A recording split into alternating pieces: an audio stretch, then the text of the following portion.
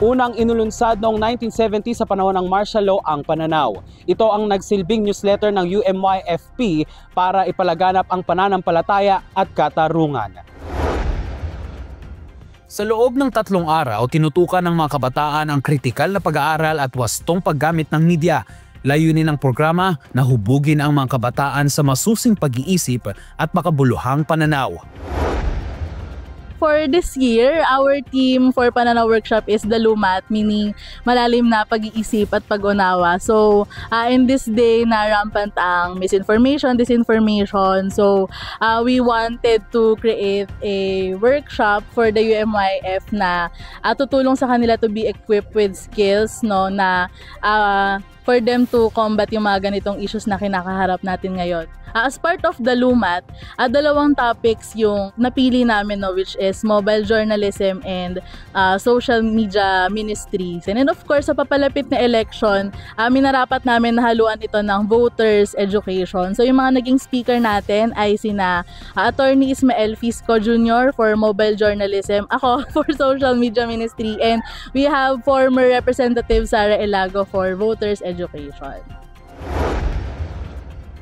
Ayon kay Sarah Jane Elago, National Vice Chairperson ng Gabriela Women's Party List, 62% ng botante ay kabataan, kaya't sila ay may kapangyarihan at may gampanin din daw ang simbahan sa darating na eleksyon. Mahalaga ang pagboto ng mga kabataan kasi 62% ng mga botante natin ngayon ay mga kabataan. Kaya may kapangyarihan sila na ihalal ang ating susunod na mga senador, mga kongresista, hanggang sa mga lokal na opisyal. Meron din sila na dapat kapasyahan, no? Pagdating sa kung ano ba yung mga issues, yung mga demands, aspirations na pwedeng pag-usapan sa iba't ibang mga debate, talakayan, na may kinalaman sa pagpili ng mga kandidato. Kanya ring ibinahagi na dapat ang mga kabataan na boboto sa unang pagkakataon ay maging excited sa halalan sa Mayo.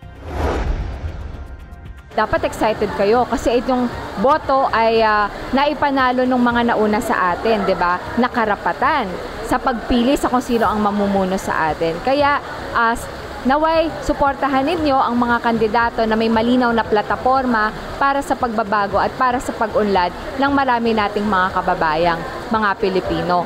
May konkreto na plataporma, advokasya, track record at pagiging tapat sa serbisyo. Walang record ng abuso, walang record ng korupsyon.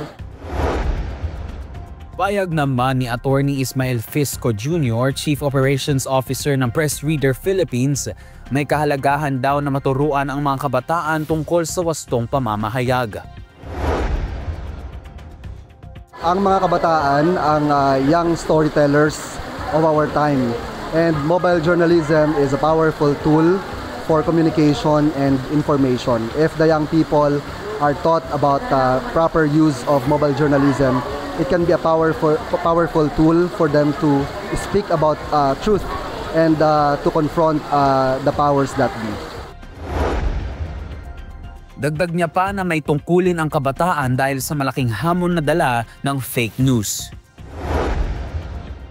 Malaki ang role na ginagampanan ng mga kabataan sa pag-i-educate at pag-o-organize upang turuan ang ating mga kababayan na matutong kumilatis ng authentic and verified information. And nagrepresenta rin to ng opportunity upang ma-amplify ang boses ng mga kabataan upang sila ay mas sigit na makibahagi sa mga social realities sa ating lipunan.